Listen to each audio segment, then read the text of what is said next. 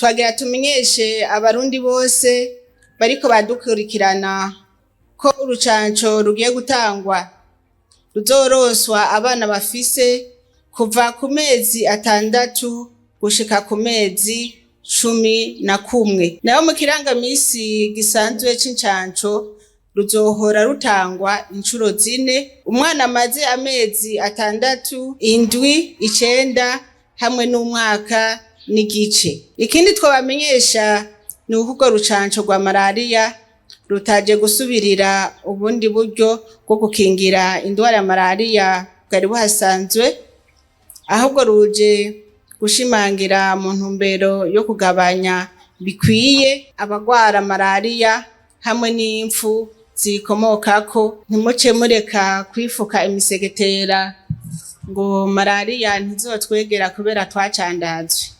Bambewe kandi tutibagiye no gufungura neza.